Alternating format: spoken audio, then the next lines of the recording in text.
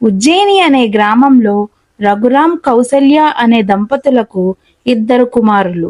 పెద్దోడు గోపి, చిన్నవాడు Sanjay. రఘురాంకి electronic shop ఉంది. టీవీలు, ఫ్రిడ్జ్లు, ఎలక్ట్రానిక్ ఐటమ్స్ అమ్ముతాడు. పెద్ద కొడుకు గోపి తండ్రికి బిజినెస్ లో సాయం చేస్తూ చాలా చురుగ్గా ఉండేవాడు. చిన్నవాడు సంజయ్ సోమరితనంగా ఎప్పుడూ టీవీ ముందే కూర్చొని టీవీ చూస్తూ చెప్పిన మాట వినకుండా ఉండేవాడు. ఒకరోజు సంజయ్ టీవీ చూస్తూ ఉండగా రఘురాం సంజయ్ వద్దకు వచ్చి ఇలా అన్నాడు. సంజయ్, ఏమిట్రా ఎప్పుడూ టీవీ చూస్తూ ఉంటావు? అన్నయ్య చూడు, మన బిజినెస్ ని ఎంత తెలివిగా చేస్తున్నాడో. నువ్వు కూడా వచ్చి మన వ్యాపారాన్ని చూసుకోవచ్చు కదా. నీకు కూడా బిజినెస్ గురించి తెలుస్తుంది. అబ్బా, వెళ్తానులే నాన్నగారు, ఇప్పుడంత తొందర ఏముంది? అలా రోజులు గడుస్తూ ఉంటాయి. ఇంతలో రఘురాం పెద్ద కుమారుడు గోపికి గీత అనే అమ్మాయితో వివాహం జరిపిస్తాడు. కౌసల్య, పెద్దవాడికి పెళ్లి చేశాం. ఆడు బాధ్యతగా బిజినెస్ చేసుకుంటున్నాడు. వాడు సంతోషంగానే ఉన్నాడు. ఇంక వాడి గురించి నాకు ఏ బెంగా లేదు. ఇంకా చిన్నవాడి గురించి ఆలోచించాలి మనం. వాడు ఎప్పుడు ప్రయోజకుడవుతాడో ఏంటో అస్సలు అర్థం కావట్లేదు. వాడిని ఎలా మార్చాలో ఏంటో. వాడి గురించే నా దిగులంతా కౌసల్య. మీరేమీ బాధపడకండి, వాడే తెలుసుకుంటాడు. నేను కూడా చెప్పి చూస్తాను. అలా 3 నెలలు గడుస్తుంది. సంజయ్లో ఎలాంటి మార్పు రాలేదు. టీవీ చూస్తూనే సోమరితనంగా ఉంటాడు. ఒకరోజు రఘురాం షాప్ నుంచి వచ్చి, సంజయ్, సంజయ్. వస్తున్నాను నాన్నగారు. అరే చిన్నోడా, ఇంకెప్పుడు ఇలా టీవీ చూస్తూనే బాధ్యత లేకుండా ఉంటావా? వెళ్తానులే నాన్న, ఎందుకు నా మీద కోప్పడుతున్నారు? అలా చెప్పి సంజయ్ బయటికి వెళ్ళిపోతాడు. కౌసల్య, కౌసల్య. అబ్బబ్బా, వస్తున్నానండి.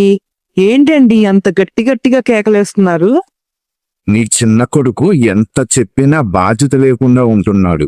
వీడికి పెళ్లి చేస్తేనన్నా దారిలోకి వస్తాడేమో. అలాగేనండి, మీ ఇష్టం. మంచి పిల్లను చూసి పెళ్లి చేసేద్దాం. రఘురాం కొన్ని రోజులకి జీవిత అనే అమ్మాయితో సంజయ్కి వివాహం జరిపిస్తాడు. అప్పుడు కౌసల్య సంజయ్ని పిలిచి, బాబూ సంజయ్, నీకు పెళ్ళైంది నాన్న. ఇంతకు ముందులా కాదు. ఇక మీదట నువ్వు బాధ్యతగా ఉండాలి. మీ నాన్న నీ గురించే బెంగ పెట్టుకున్నారు, ఏం చేస్తావో ఏంటో అని. బిజినెస్లన్నీ చూసుకుంటూ బాధ్యతగా ఉంటావని పెళ్లి చేశాంరా. ఇక మీదట నువ్వు మన షాప్కి వెళ్ళి అన్నయ్యకి తోడుగా ఉండి మన బిజినెస్ చూసుకో నాన్న. అబ్బా, నువ్వు కూడా ఏంటమ్మా నాన్నలాగా? వెళ్తానులే అమ్మా, మనకేం లోటొచ్చింది ఇప్పుడు? అని సంజయ్ చిరాకు పడుతూ బయటికి వెళ్ళిపోతాడు. అలా 3 నెలలు గడుస్తాయి.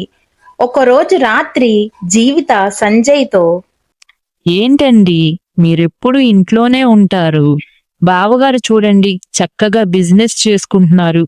మీరు కూడా వెళ్ళి బిజినెస్ చేస్తేనే కదా నాకు కూడా గౌరవం. చాలే జీవిత, నువ్వు మొదలు పెట్టేశావా? అమ్మ నాన్న అయిపోయారు, ఇంక నువ్వు ఉండిపోయావా నన్ను అంటానికి? నాకింట్లో చాలా విసుగ్గా ఉంది, నేను బయటికి వెళ్ళొస్తాను. అలా జీవిత మీద చిరాకు పడుతూ బయటికి వెళ్ళిపోతాడు సంజయ్.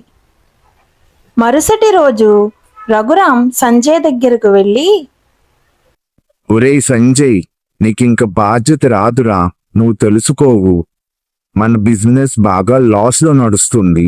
అయినా సరే నీకేం పట్టినట్టే ఉంటావు.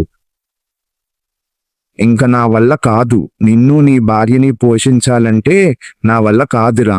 నాకు వయసు అయిపోయింది. నీకు కొంచెం డబ్బులిస్తాను. నువ్వు బయటికెళ్ళి ఏదైనా బిజినెస్ చేసుకో. నీ ఇష్టం, ఎలా బ్రతుకుతావో బ్రతుకు.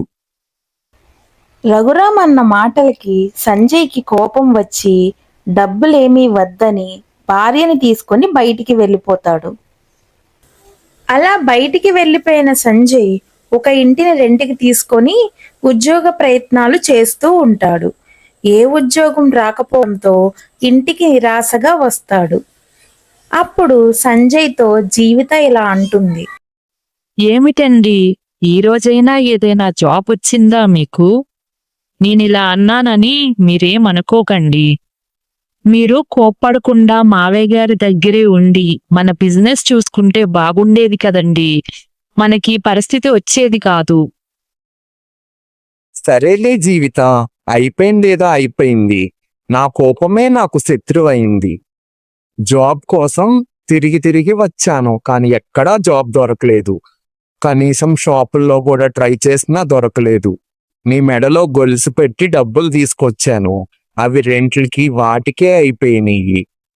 రేపటి నుంచి నేను ఏ కూలి పనైనా చూసుకుంటాను. నువ్వేం దిగులు పడకు జీవిత.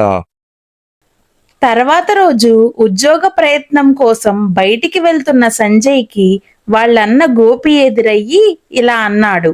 తమ్ముడు, ఎక్కడుంటున్నావురా? కోపముతో ఎవరికి చెప్పకుండా బయటికి వెళ్ళిపోయావు. ఇప్పుడు ఏం చేస్తున్నావు? ఏదన్నా జాబు దొరికిందా నీకు? లేదన్నయ్యా, ఉద్యోగ ప్రయత్నాలు చేస్తున్నాను కానీ ఎక్కడా దొరకలేదు. ఇప్పుడు దాని గురించే నా ఫ్రెండ్తో మాట్లాడదామని వెళ్తున్నాను అన్నయ్య. అదేమిట్రా సంజయ్, మన షాపులోనే 10 మంది పని చేస్తున్నారు. నువ్వు వెళ్ళి ఎక్కడో పని చేయటం ఎందుకు? నాన్నగారితో నేను మాట్లాడతాను. నా మాట విని మన షాపుకి రా. నీకు అవసరమైతే రోజు డబ్బులు తీసుకుంది గాని. సరే అన్నయ్య, నేను జీవితాతో ఒక మాట చెప్పి రేపు మన షాప్కి వస్తాను. అలా చెప్పి సంజయ్ ఇంటికి వెళ్ళి జీవితతో జరిగిందంతా చెప్తాడు. మంచిదే కదండి, ఎవరి దగ్గరో వ్యాపారం చేసే కన్నా మీరు మన బిజినెస్ చూసుకుంటే మనకు మంచిదే కదా.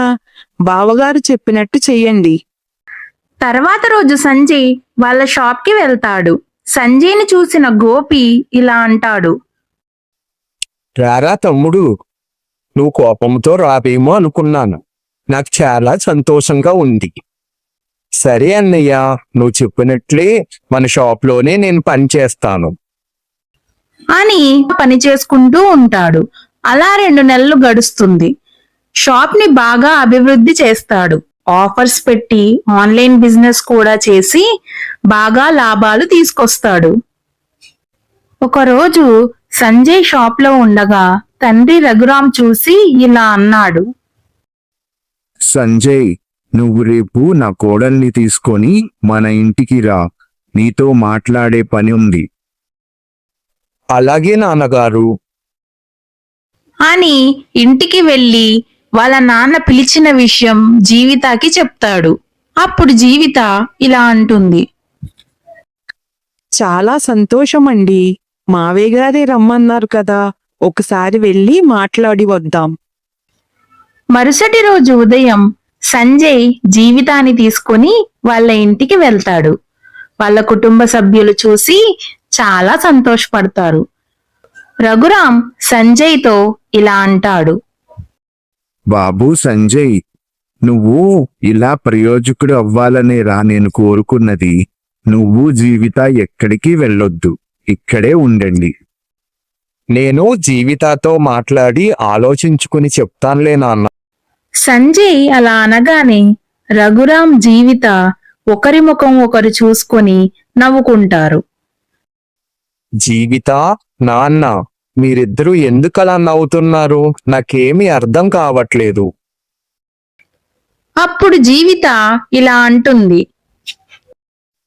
ఆ రోజు మీరు నన్ను కసురుకుని బయటికి వెళ్ళిపోయిన తర్వాత మావయ్య గారు నన్ను పిలిచి, అమ్మా జీవిత, వీడు మరీ బాధ్యత లేకుండా ఉంటున్నాడమ్మా. నిన్ను కసురుకోవడం నేను చూశాను.